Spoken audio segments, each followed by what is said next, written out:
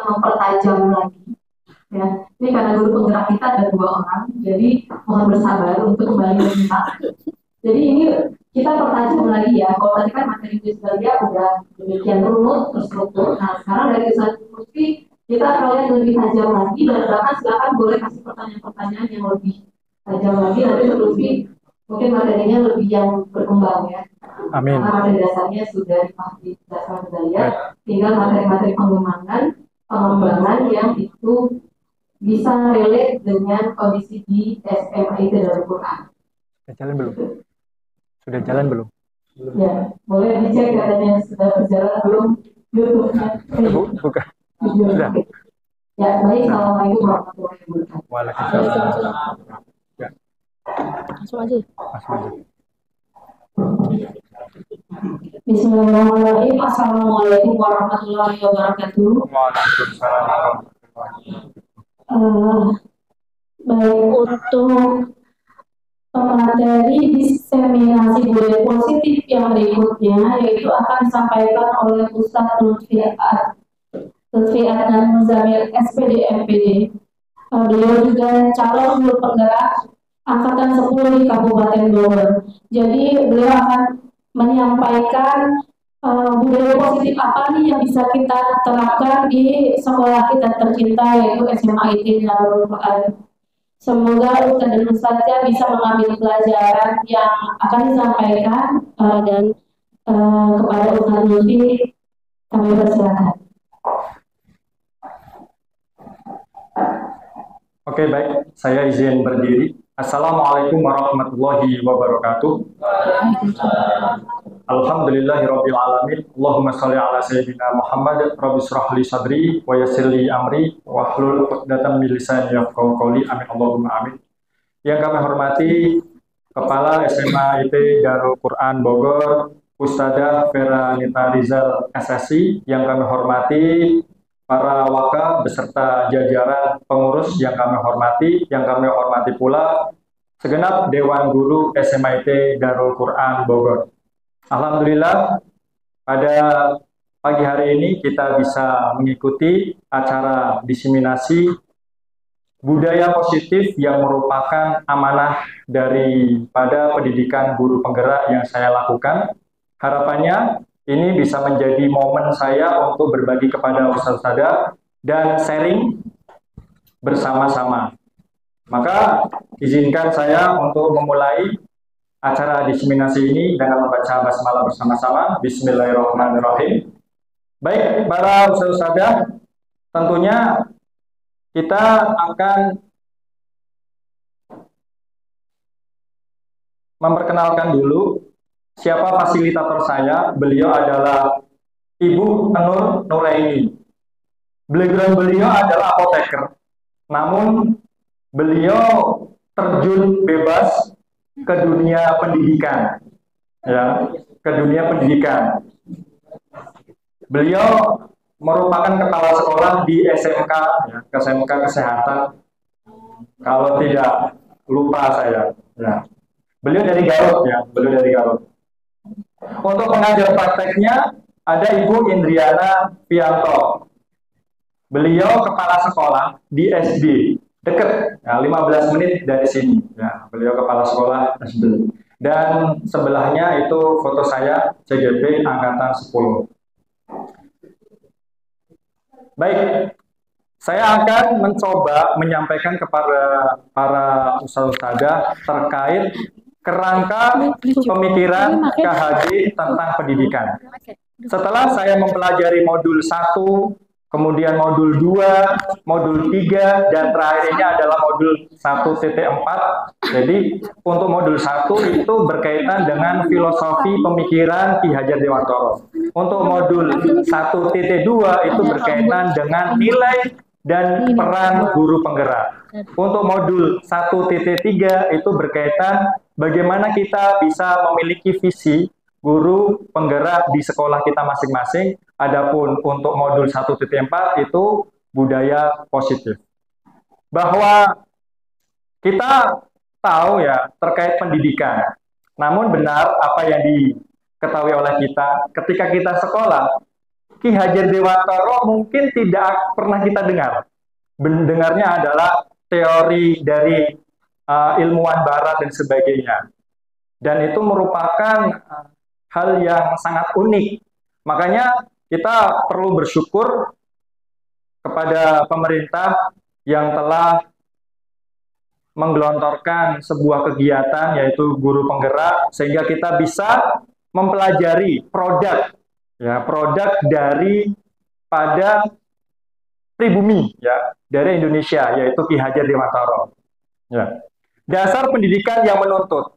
Kemudian di dalamnya itu ada sistem AMO, prinsip asih, asah, asuh. Nah, makanya nanti kita bisa belajar bersama terkait prinsip tersebut. Kemudian kodrat alam dan kodrat zaman. Kodrat alam itu berkaitan bagaimana ketika kita mengajari anak-anak yang ada di pegunungan. Tidak mungkin kita nyuruh mereka ketika P5-nya menangkap ikan. Nggak ada ikan. Ikan adanya di laut. Seperti itu. Kemudian kodrat zaman. Bagaimana kita bisa mengetahui konsep ya dari Ali bin Abi Thalib. Ada 0 sampai 7 itu seperti raja, kemudian 8 sampai 14 seperti tawanan, kemudian 15 sampai 21 itu seperti kawan, sahabat. Ada metode Montessori, kemudian Froebel, kemudian taman anak. Bagaimana kita bisa menciptakan lingkup pendidikan itu senang, ya, tidak memaksa, sehingga apa yang menjadi bakat minat daripada siswa-siswa itu bisa berkembang. Asas pendidikan, lalu berhamba pada anak. Ini bukan berarti kita menyembah ya, tetapi kita bagaimana bisa menjadi posisi kita itu seperti mentor, teman, fasilitator, pendamping, agar anak-anak yang memiliki kebutuhan-kebutuhan tersebut itu bisa terpenuhi. Ada teori trikon, kontinuitas. Itu bagaimana kita bisa menyampaikan kepada anak-anak untuk terus belajar secara kontinu. Lalu konvergensi. Matematika kamu ajarin, tetapi tidak melupakan teori atau mapel daripada lainnya. Saling berkaitan, konvergen. Ada yang namanya konsentris. Konsentris itu apa? Setiap anak-anak itu berbeda, sesuai dengan budaya, lingkungan yang mereka berada di dalamnya. Itulah jangan sampai kita tinggalkan. Misalkan, ada si A, si B, si C. Mohon maaf, mungkin si A itu berasal dari orang kaya, si B berasal dari orang sederhana, si C berasal dari pas-pasan saja. Nah, bagaimana mereka ketika di sekolah kita bisa memberikan treatment yang berbeda sesuai dengan budaya, kebiasaan yang mereka miliki di lingkungan keluarga ataupun masyarakat sekitarnya. Lalu ada daya cipta, rasa, karsa, dan karya.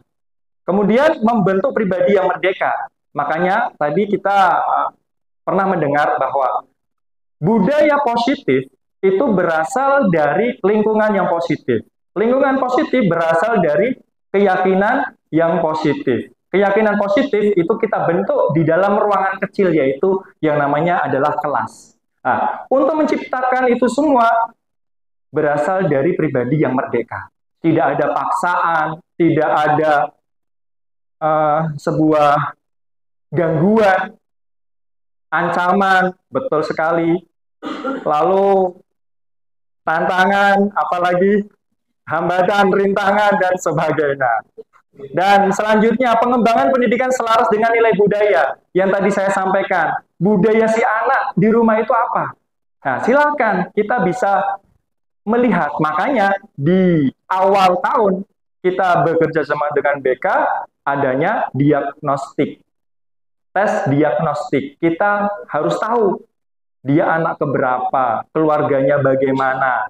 Mohon maaf, apakah dari keluarga yang baik-baik, yang nyaman, kebutuhan dasarnya sudah terpenuhi, atau tidak sama sekali, sehingga kita sebagai guru dalam tanda kutip menanggung, ya kan, menanggung daripada tingkah si anak ini yang unik, ya, istilahnya unik gitu. Lalu ada namanya panca dharma. asas kemerdekaan, asas kodrat alam, zaman, asas kebudayaan, asas kebangsaan, dan kemanusiaan. Lanjut. Banyak sekali quotes ya atau pemikiran yang dilahirkan oleh Ki Hajar Dewantara. Akan tetapi semuanya itu saya rasa ya, ini pendapat saya, mencakup di satu quote yang beliau buat. Makanya saya pilih. Bunyinya apa? Yaitu satu. Pendidikan harus memerdekakan anak-anak dengan memberi tuntunan agar mereka mencapai keselamatan, kebahagiaan yang setinggi-tingginya. Makanya saya sebagai guru matematika ketika mengetahui quote ini sedikit merefleksikan diri. Selama ini mungkin saya ketika ada anak yang tidak bisa, wajah kita merah, gitu kan? Wajah kita merah. Konsep ini kenapa nggak tahu? Padahal kan sudah diajarkan. Nah, itu bertolak belakang dengan quote ini. Sehingga setelah saya mengetahui ini, bagaimana kita bisa memahami bahwa tidak mungkin, pernah saya menyampaikan kepada para ustadz juga, ikan terbang, ya kan? Tidak mungkin monyet bisa terbang. Monyet ya naik di pohon. Yang bisa terbang itu adalah burung. Yang bisa lari itu adalah semuanya bisa lari kan? Ya, dan sebagainya. Intinya adalah kita tidak bisa memaksakan tentang apa yang kita inginkan kepada anak-anak didik kita. Kita kembalikan lagi bakat minat mereka. Intinya adalah bahwa ketika kita mengajar, ketika kita memberikan pendidikan, pastikan anak-anak mendapatkan keselamatan dan kebahagiaan. Dengan cara apa? Ya kita silakan bareng-bareng belajar. Misalkan boring, kita bisa melakukan ice breaking. Misalkan kok monoton sekali, kita bisa searching-searching bagaimana bisa mendesain pembelajaran yang asik, yang tidak jenuh, dan sebagainya. Makanya harapannya nanti tidak hanya saya, Ustadzah Dahlia, lalu didahului dengan Ibu Kepsek kita, para ustadzah, informasinya angkatan 11 sudah dibuka. Semoga nanti bisa mendaftar dan akhirnya kita bisa mengetahui apa sih sebenarnya nilai-nilai guru secara umum ya, dan peran guru. Yang pertama, mandiri. Kita harus mandiri, kemudian reflektif, kolaboratif, inovatif, dan berpihak pada anak.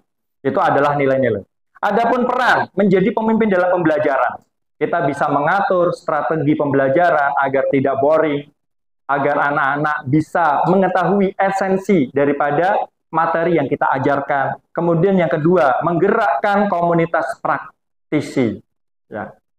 Kita mengajak, yuk ada masalah nih, yuk kita diskusi. Mungkin saja lingkup rumpun, lebih luasnya lagi lingkup satu sekolah, lebih luasnya lagi di antara sekolah dan sebagainya. Lalu menjadi coach bagi guru lain. Kita saling brainstorming, kita saling berbagi, dan kita saling belajar.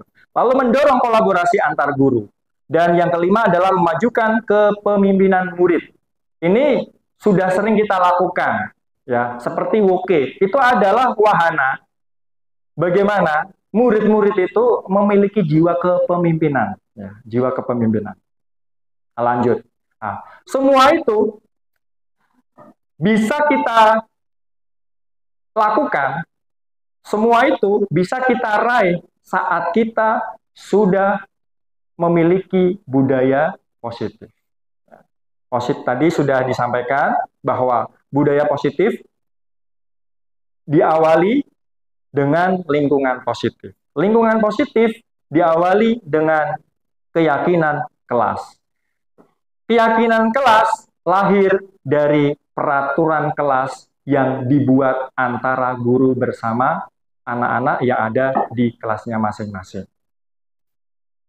Nah, Maka saya langsung saja ingin menyampaikan kepada ustadz-ustadzah sembari ini mereview ya terkait hukuman dan konsekuensi.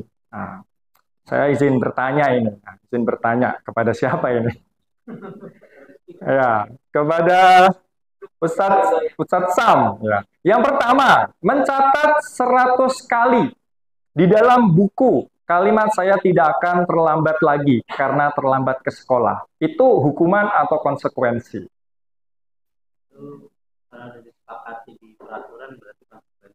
Iya, karena sudah ada kesepakatan maka konsekuensi. Kalau belum, hukuman. Oke, bagus. Aplaus untuk Ustadz Sam. Kita lanjutkan lagi. Kemudian yang ketiga saja, kita lompat ya, lompat satu. Membersihkan coretan yang dibuatnya di meja tulis. Ustadz Rijal. Konsekuensi. Kenapa? Karena sudah menjadi sudah menjadi peraturan kalau meja harus bersih, nggak boleh coret-coret. Oke, baik. Aplaus untuk Mas Rijal. Ustadz Rijal. Mr. Rijal, ya. Kemudian, murid diminta untuk push up 15 kali karena tidak menggunakan masker ke sekolah. Ustadzah Khotijah. Ya, silakan. Sepertinya itu hukuman. Hukuman, kenapa? Tidak pakai masker. Oke, ya baik. Betul. Ini adalah hukuman. Tidak nyambung, ya kan? Tidak memakai masker, hukumannya push up, tidak nyambung. Ya. Kecuali kalau sudah disepakati, maka itu menjadi konsekuensi. Ya. Ada banyak tindakan-tindakan, adegan-adegan yang saya tulis, tetapi kita lompat saja. Membersihkan WC sekolah karena mematahkan pensil kawannya. Oke, satu lagi. Siapa?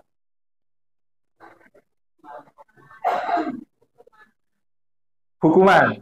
Iya, hukuman tidak nyambung, gitu kan? Tidak nyambung. Lalu kalau kita coba mengulik, ya kan?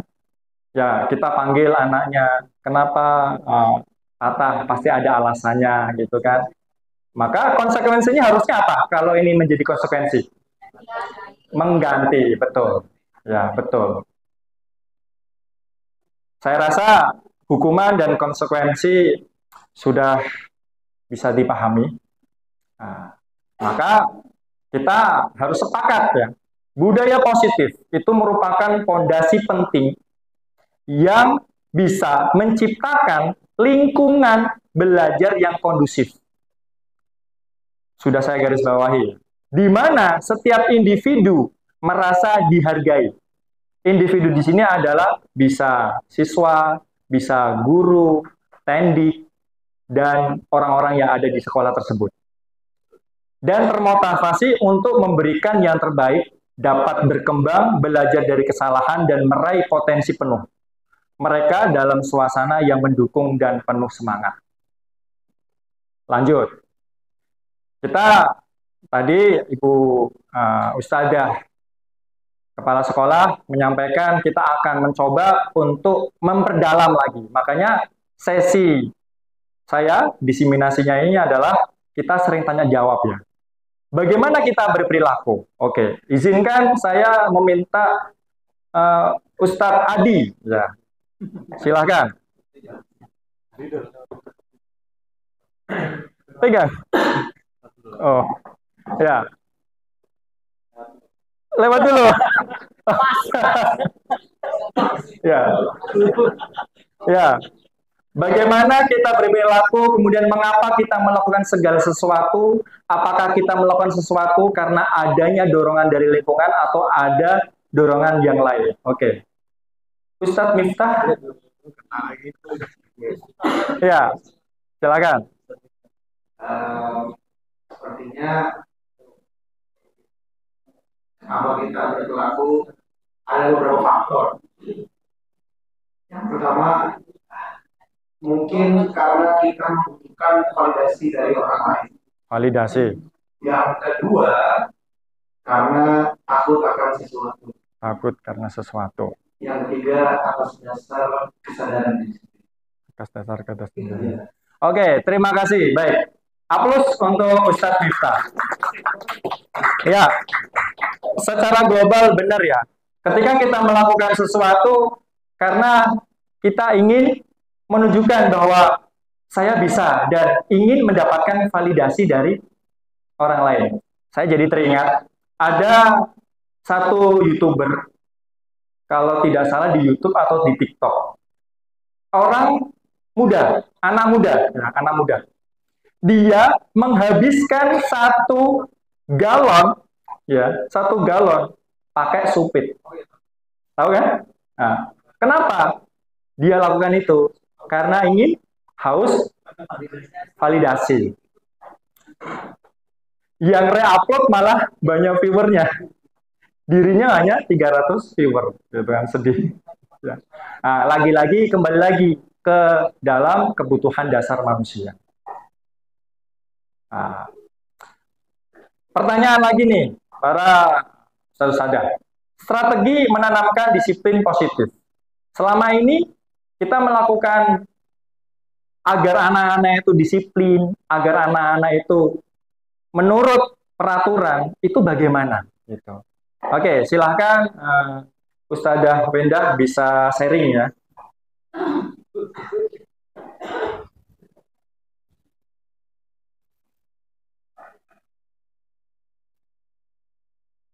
Strategi yang bisa dilakukan untuk menanamkan disiplin positif mulai dari tadi kesepakatan kelas dulu.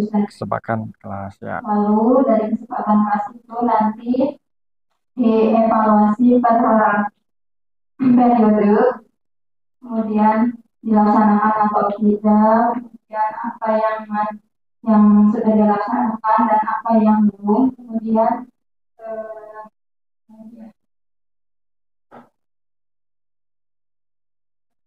Ya, udah cukup? Oke, baik. Aplaus untuk Ustadzah Wendah. Ya. Jadi nanti insya Allah kalau tidak lupa filenya di mana, ada satu template kanan sama kiri. Yang kanan itu bunyinya tampak seperti, kemudian yang kiri bunyinya tampak tidak seperti. Nah, silakan para ustadzah ketika membuat keyakinan kelas, peraturan kelas, tampak seperti guru mengajar tepat waktu, contohnya. Ya, tidak seperti berarti guru terlambat. Nah, itu berarti yang tampak tidak seperti itu, silakan yang negatif-negatif ditulis, kemudian yang positif-positif ditulis, sehingga hal itu bisa kita pantau setiap harinya. Gitu. Kemudian tugas guru seperti apa, tugas murid seperti apa, misalkan tugas guru menerangkan materi di depan kelas, berarti tugas siswa apa? Memperhatikan, gitu, dan sebagainya. Nah, makanya disiplin itu terjadi karena memiliki nilai-nilai kebajikan sebagai keyakinan diri yang melekat. Dan nilai-nilai kebajikan itu bisa terjadi karena adanya motivasi intrinsik dari dalam diri. Betul apa yang tadi disampaikan oleh Ustadz Miftah. Ya, dari diri sendiri, ya kan.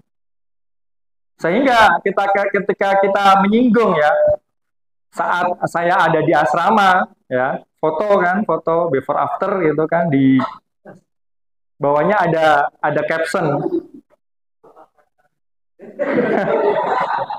Bukan, ketika kita melihat siswa, saya datang Ustadz, 8:30 malam.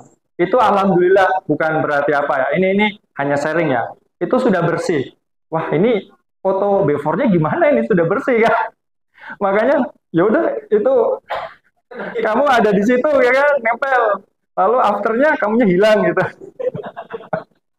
Ya, nah, alhamdulillah.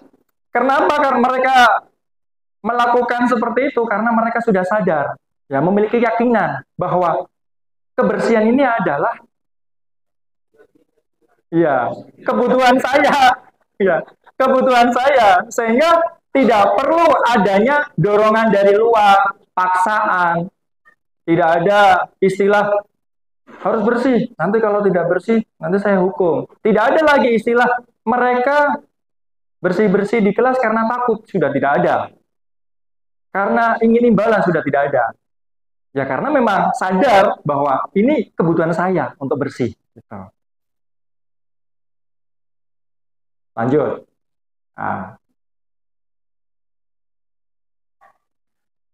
Maka tujuan daripada penerapan disiplin positif adalah agar terbentuk murid-murid yang berkarakter, berdisiplin, santun, jujur, peduli, bertanggung jawab, dan merupakan pembelajar sepanjang hayat sesuai dengan standar kompetensi lulusan yang diharapkan setiap sekolahnya masing-masing.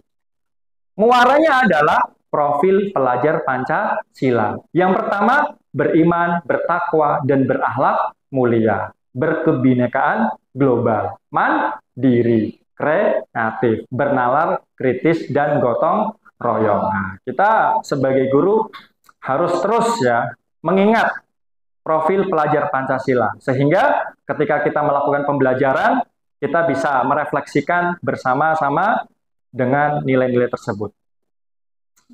Nah, tadi sudah disampaikan bahwa ada 3 motivasi ya, yang harus kita ketahui agar nanti ketika kita bertindak, ya saya pribadi juga itu ini benar atau kurang tepat. Ya. Yang pertama, ketika anak-anak ya melakukan suatu aktivitas atau tata tertib masih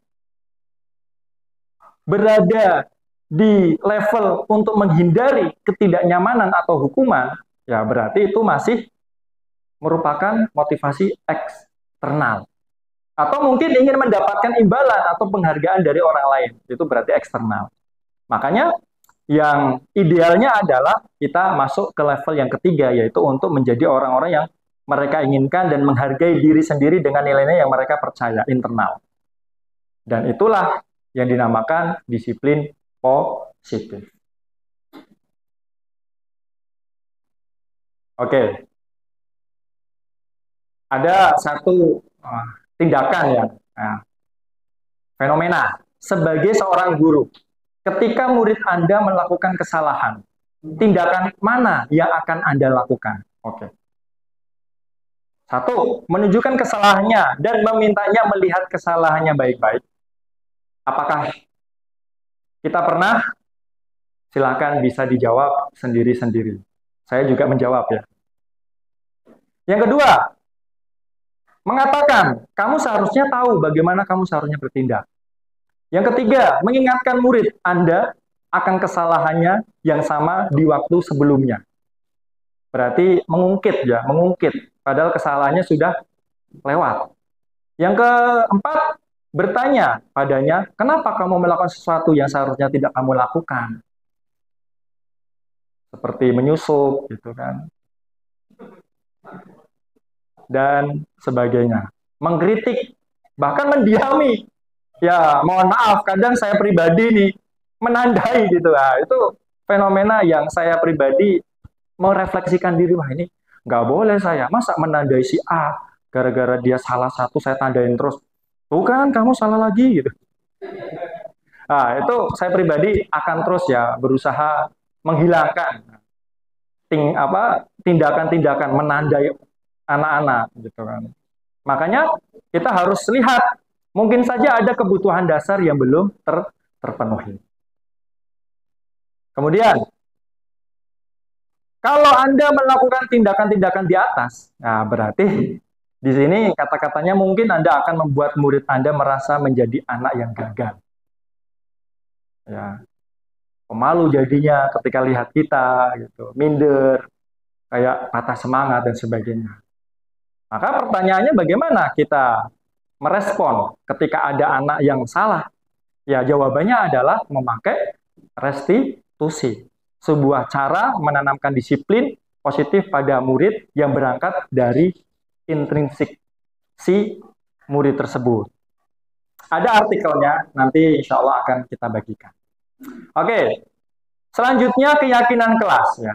Budaya positif berasal dari lingkungan positif.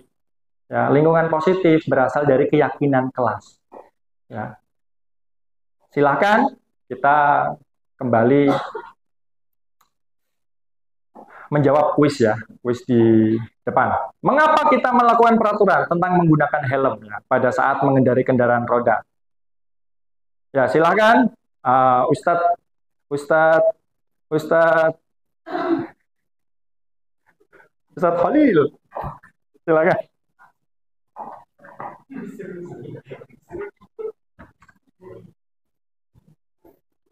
Menurut saya menggunakan atau memakai helm saat berkendara itu bukan hanya sebuah kewajiban, tapi sebagai tanggung jawab untuk menjaga diri sendiri, karena memakai helm itu bagian daripada safety. Itu aja. Oke. Aplaus untuk Ustaz Khalil.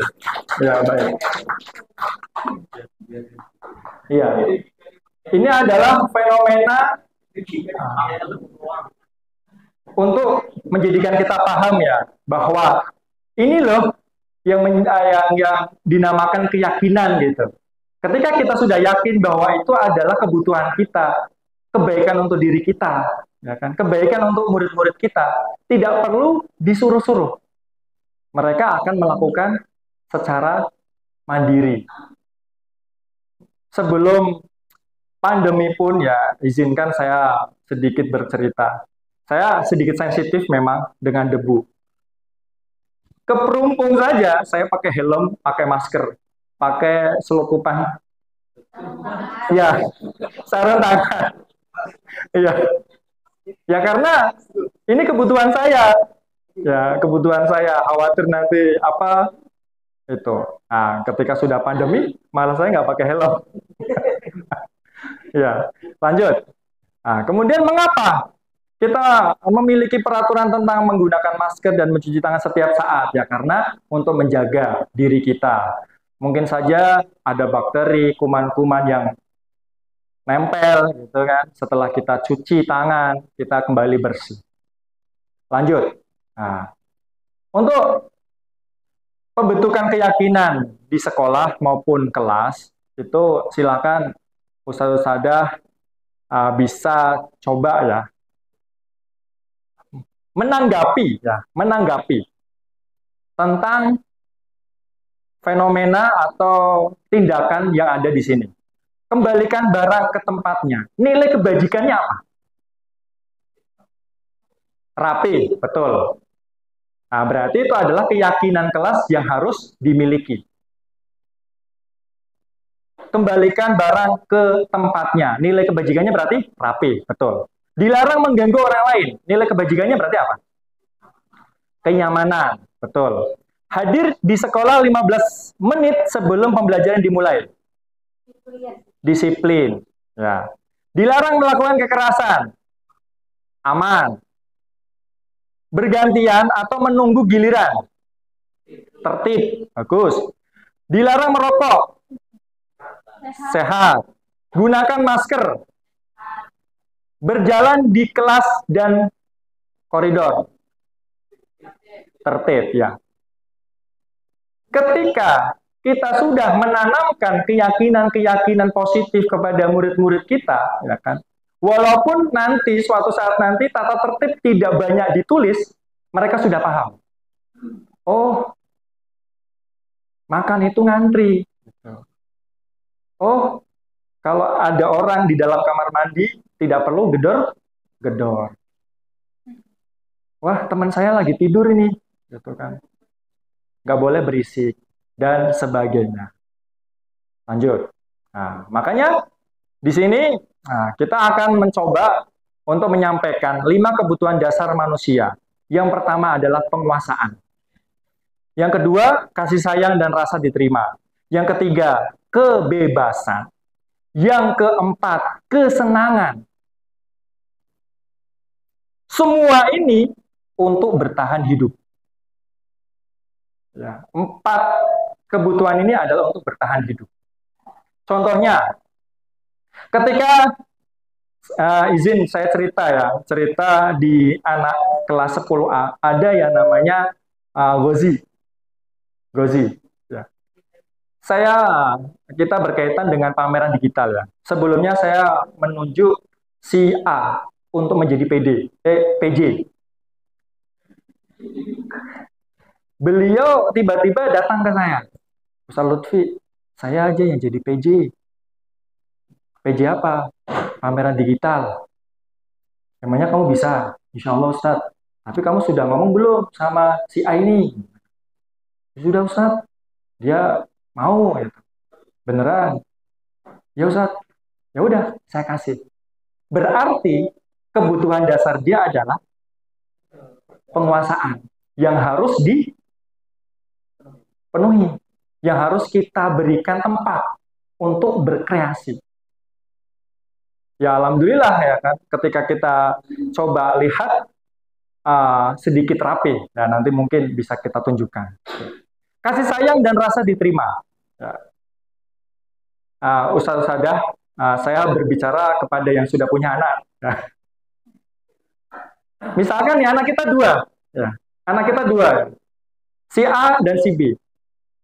Si A itu kakaknya, si B itu adiknya. Kita selaku orang tua, misalkan gendongnya si B gitu kan. Yang dilakukan si A apa biasanya? Nah, Ustaz Firman ini kayaknya. Adik yang dahulu. Ya, adik mulu. Kemudian pasti melakukan sebuah protes, tindakan-tindakan yang nggak masuk akal, ya kan? Jungkir balik lah, apalah dan sebagainya. Nah, itu karena berasal dari kasih sayang yang harus kita berikan, gitu. Begitu juga dengan anak-anak, ya, dengan murid-murid yang ada di kelas. Memang sedikit susah, ya kan? Kita melakukan adil dalam kelas, gitu kan. Kadang bersifat subjektif. Saya nggak suka kamu, mau kamu baik pun, ya tetap saya nggak suka. Nah, saya sendiri juga masih belajar, terus belajar untuk bisa adil. Kita lihat sama, semuanya punya potensi, punya bakat, dan punya minat. Nah, lalu kebebasan. Contohnya, ya, misalkan seharian nih, penuh nih. Ini sekarang nih kita latihan ya. Siang nanti nih, misalkan ada pelatihan lagi. Kira-kira responnya gimana? Ya, Ustaz Rifki.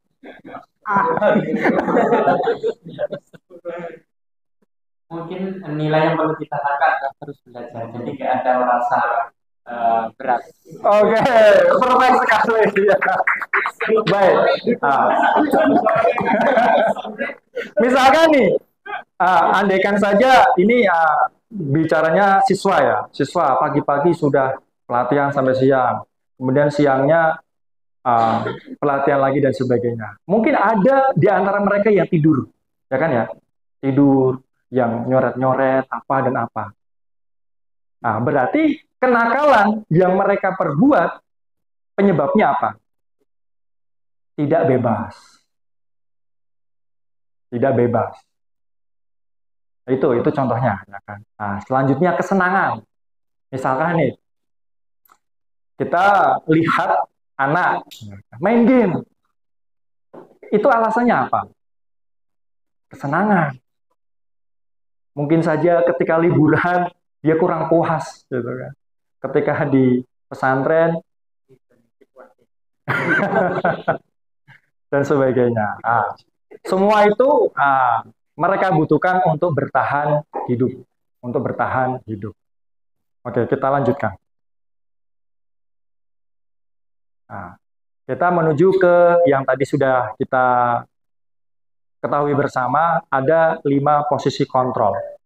1, penghukum, pembuat merasa bersalah, teman, memantau, manajer. Penghukum. Ya tadi, tidak ada kesepakatan kelas yang dibuat. Ketika ada yang terlambat, tiba-tiba, kamu karena terlambat, lari 100 kali. Atau push up. Nah, itu penghukum itu. Tidak mau tahu pokoknya. Jadi bisa dikatakan bahwa menghukum adalah bagaimana kita memaksakan kehendak agar lawan bicara kita mengikuti kemauan kita. Itu penghukum. Ya kan? Penghukum. Itu yang pertama. Kemudian yang kedua, membuat merasa bersalah. Ciri-cirinya adalah dia tidak menggunakan suara keras. Ya kan? Dia lembut. Gitu kan? Tetapi merasakan, jadi siswa itu merasa bersalah. Gitu kan? Contohnya misalkan, "Nak, kamu kok gitu sih? Saya kan sudah capek-capek nerangin materi gitu kan. Kok tugasnya nggak dikerjain? Tahu nggak?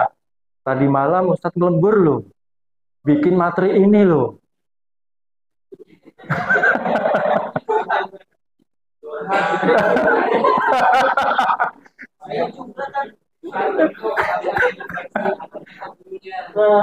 Dan sebagainya. Itu kan nggak keras itu suaranya. Kalau si anaknya ngerti, merasa bersalah. Kalau nggak, meleh. Siapa suruh? Dan sebagainya. Keterlaluan dan sebagainya. Nah, ya berartinya apa? Artinya apa? Kita harus jeli. Kita harus terus membiasakan diri. Mungkin saja pakai posisi ini, dan ini gitu. Sesuaikan dengan kondisi psikis daripada anak. Gitu. Lagi-lagi, hasil daripada diagnostik di awal tahun itu sangat penting sekali. Harus kita ketahui, ya, agar kita bisa melakukan tindakan yang lebih tepat. Kemudian teman, nah, semua posisi ini ada positifnya, ada negatifnya. Teman misalkan, ada si A melakukan kesalahan kan. Kamu kok nggak nyelesain tugas? Ya udah nggak apa-apa. Sini saya bantu. Itu kan teman ya. Posisi guru, sini saya bantu. Ini loh jawaban satu itu ini. Nah, kira-kira sisi negatifnya apa nih? Ustadz siapa ini? Ustadz Yunus.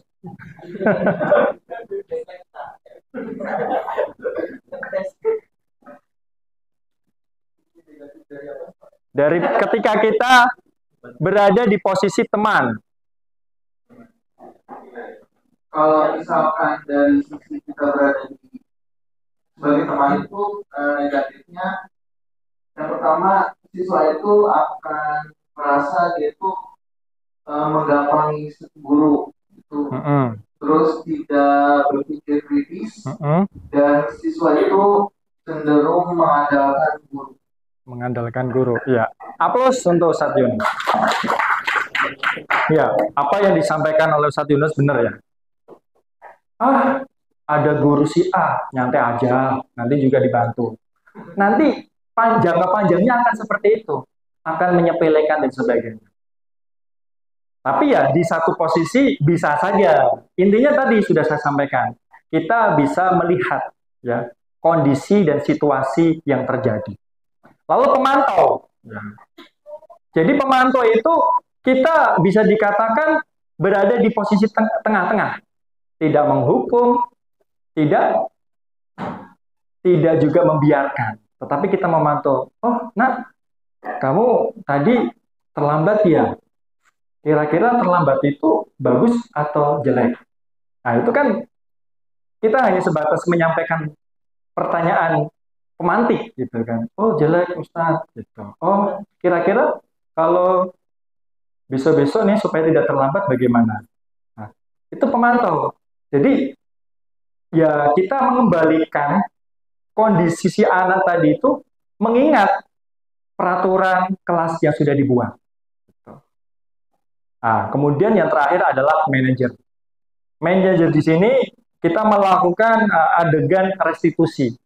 Yang pertama tadi, kita menyetabilkan psikis daripada si anak. Gitu. Oh, Nak, kamu melakukan ini ya? Udah, nggak apa-apa. Semua orang salah kok. Al-insan ma'alul khoto' wa nisyan, gitu kan. Dalilnya keluar. Oh, gitu ya. Nah, kalau gitu, kira-kira alasannya apa, nak? Kok kamu melakukan tindakan itu? Nah, itu yang kedua. Apa itu tadi? Validasi. Alasannya apa? Alasannya apa?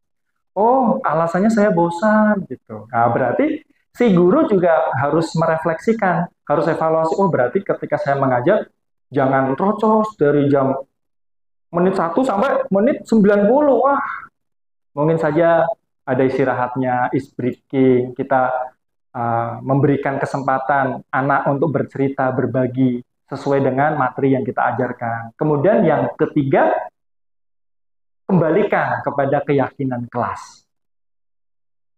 Agar di kemudian hari si anak tersebut tidak kembali melanggar.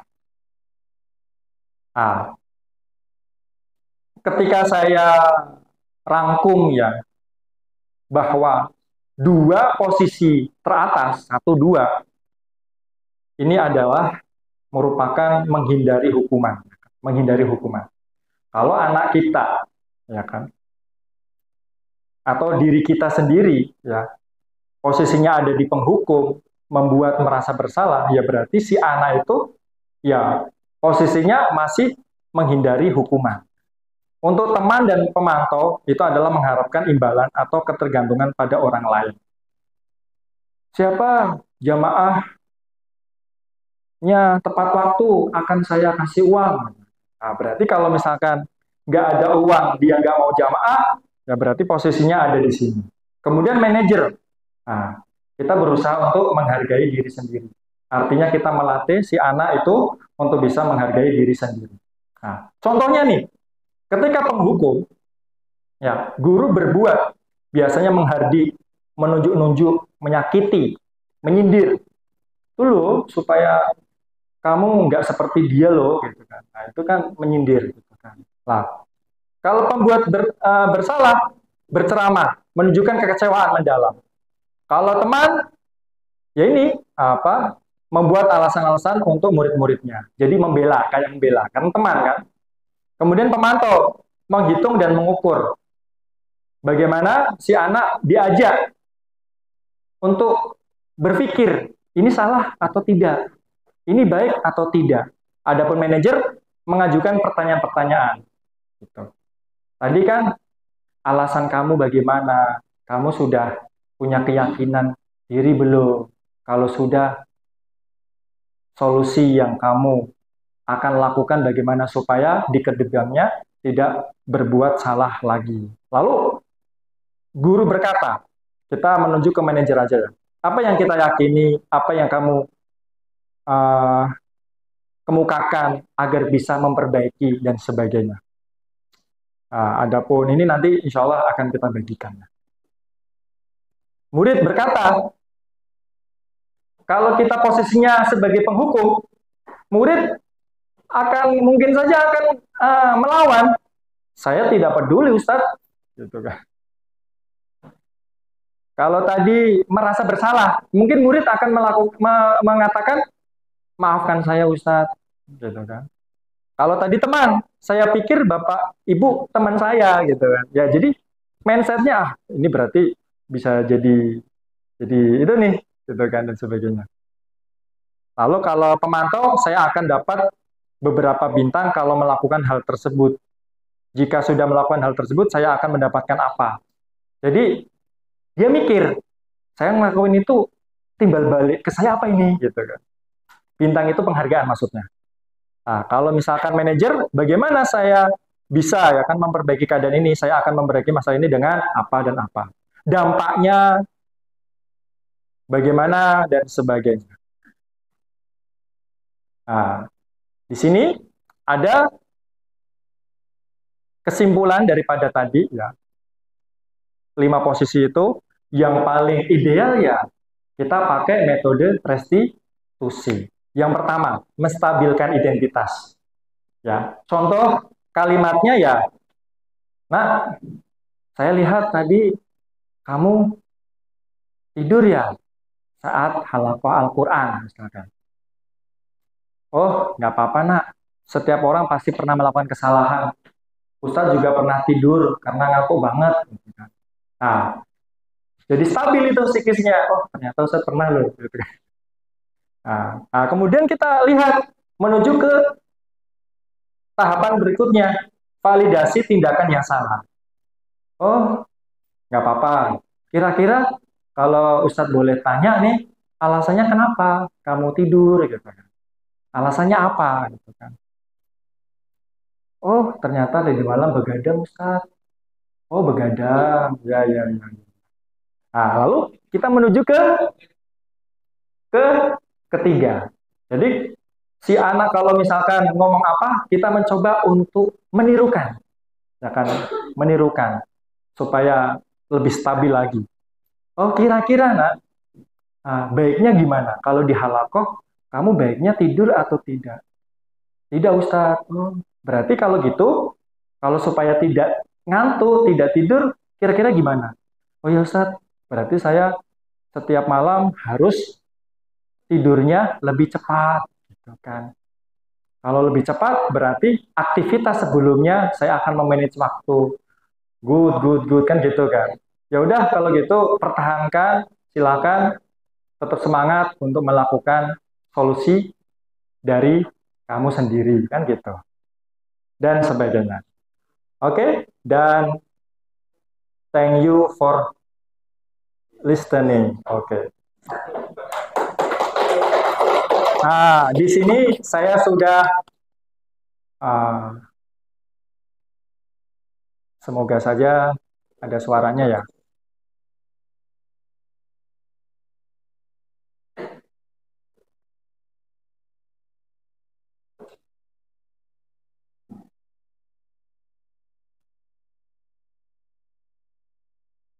Caranya gimana ya?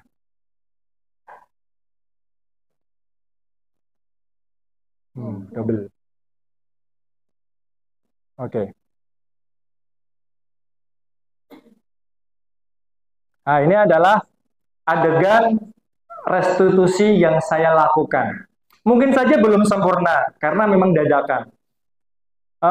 Jujur saja, ketemu ide itu jam 10.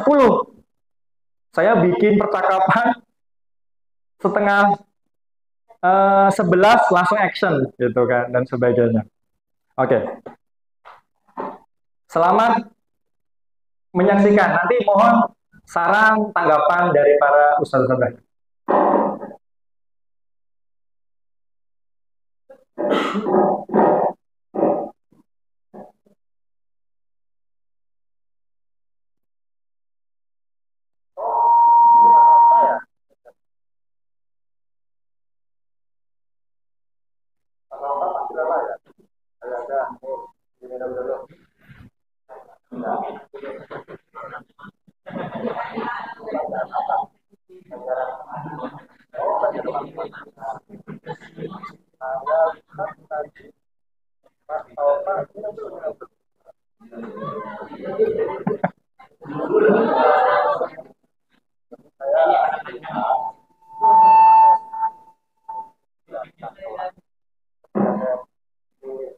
Mana sini mic-nya?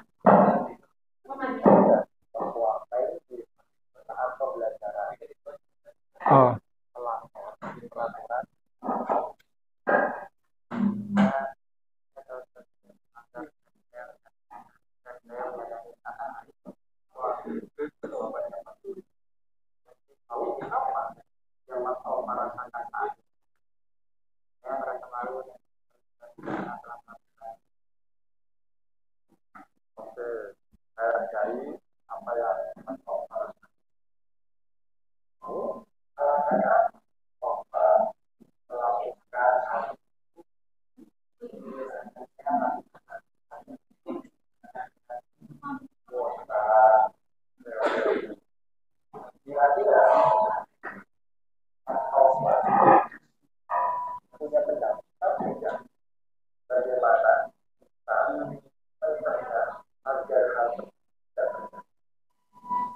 Aduh, nanti Linknya bisa ya di share ya.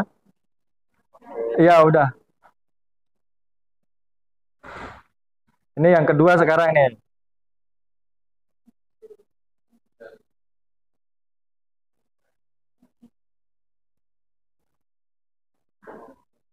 Waalaikumsalam warahmatullahi wabarakatuh. Ini Mas Gali ya? Oke.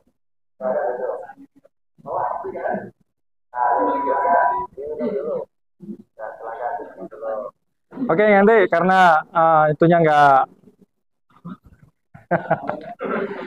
Oke, terima kasih. Nanti linknya akan saya kirim ya. Baik, memang benar dalam restitusi itu butuh kesabaran, ya kan? Butuh kesabaran, kebiasaan dari diri kita selaku guru untuk bisa mencoba untuk tenang, ya kan? Bagaimanapun besarnya kesalahan yang dilakukan oleh siswa kita, ya kan? Mereka ya tetap siswa yang memiliki kebutuhan dasar sebagai manusia. Ya kan? Maka ketika mereka salah, ya silahkan kita mencoba untuk melakukan strategi atau cara yang ideal. Idealnya adalah restitusi. Yang pertama adalah kita menstabilkan diri, identitas diri. Yang kedua, validasi terkait tindakan yang dilakukan. Yang ketiga adalah kita kembalikan lagi kepada keyakinan kelas. Harapannya, ya, dari kesadaran tersebut bisa menjadi sebuah lingkungan yang positif, dari lingkungan positif berubah menjadi budaya yang positif di antara guru, di antara murid, dan semuanya yang ada di lingkungan sekolah kita semuanya. Itu saja yang bisa saya sampaikan. Satu saja ya, satu dari Usada, satu dari Ustadz untuk bisa menyampaikan apa yang ingin disampaikan terkait budaya positif ini. Ustadz Rodi, Hafadhal. Mantap.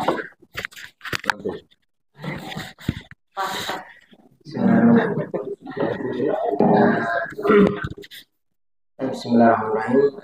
Jazakumullah khairan pada Lutfi atas penyampaiannya. Jadi apa yang disampaikan Ustaz Lutfi ini pernah juga ya, mungkin ada hubungannya ketika kami masih kuliah, karena memang karena kita jurusan ulum syar'i itu menjadi dai ya, pendakwah, di sana membutuhkan maharot tawasul fa'al, yaitu kemampuan berinteraksi dengan maksimal. Kalau misalnya orang psikologi itu DISC ya, gitu. Jadi memahami karakter orang. Kan di situ ada seperti tadi kalau kita bahasa Arab ya, ada 4 karakter, ada musaitir itu dominan, kemudian ujidani perasa, kemudian ada adain dia pengikut, dan satu lagi itu apa ya, saya lupa. Jadi intinya dari 4 karakter itu dia punya nikot kuah, titik kekuatan dan titik lemah, dan cara berinteraksi dengan mereka. Kayak misalnya musaitir itu dia punya titik kuah bahwasanya dia harus diberi maham kabir. Jadi harus seperti tadi sama Goli ya, Gazi harus kasih amanah yang besar karena dia suka. Kemudian dia yahtam bitafasil, dia memperhatikan sesuatu yang detail-detail. Maka ketika bermuamalah atau mesti kita restitusi ya, kita harus menjelaskan dengan jelas, nggak bisa secara global. Nah, karena memang kemampuan tawasul fa'al ini kan berawal dari kita ketika berawal kita harus memahami madungi siapa yang kita gitu. Ini bagus juga, dan apalagi kita mengetahui karakter-karakter sebagai pendukung dari materi yang luar biasa ini, Masya Allah. Jadi kita bisa berinteraksi dengan maksimal agar apa yang kita inginkan bisa tersampaikan, karena tujuan dari interaksi yang sudah mengetahui karakter, kemudian mengetahui titik lemah, titik kuat, dan menghindari muamalah seperti apa. Misalnya kalau orang yang dominan, jangan apa namanya, kita interaksi dengan interaksi yang melawan dia. Sifatnya juga kita apa ya, tidak dominan dengan dominan. Artinya kita memberikan sebuah tugas, kemudian diperinci dan lain-lain. Seperti itu. Terima kasih. Aplaus untuk Ustaz. Jadi kalau kita sudah berkeluarga, istri jadi api, kita jadi air. Kan jangan dominan-dominan dan sebagainya. Begitu juga guru, kita jadi air mungkin saja dan sebagainya. Oke, kemudian dari ustadzanya ya, mungkin izin Ustadzah Yudin.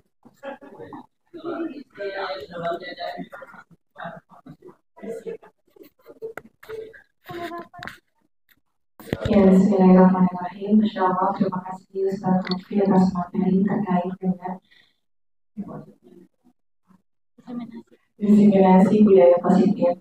Dari apa yang sudah disampaikan oleh Ustaz Lutfi, sambil mengecek kembali apa yang sudah saya lakukan selama menjadi guru, baik itu di kelas maupun di asrama. Dan di sini banyak pembelajaran, sehingga mungkin ada koreksi-koreksi yang pernah saya lakukan di kelas, dan itu ternyata belum sesuai dengan cara yang lebih baik. Setelah ini insya Allah mudah-mudahan bisa istiqomah untuk melakukan sesuatu yang baik agar hasilnya juga lebih baik. Terima kasih.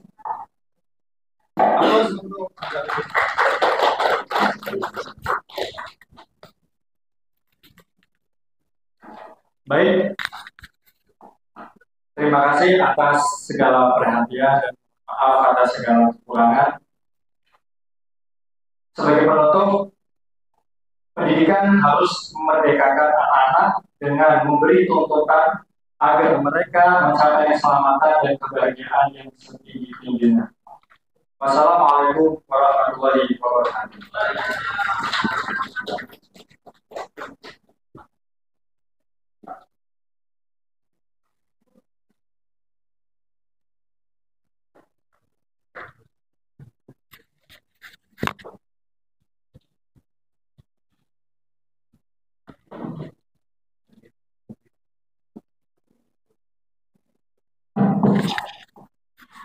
Baik, terima kasih kepada Ustadz Lutfi atas penyampaian diskriminasi budaya positifnya. Dan terima kasih juga kepada Ustadz dan Ustazah sudah memberikan tanggapan, sudah memberikan apa ya, informasi yang berguna bagi kita semua untuk pengembangan SMA ini dalam Quran. Baik Ustadz dan Ustazah, untuk menutup acara ini, marilah kita tutup dengan doa kafaratul majelis.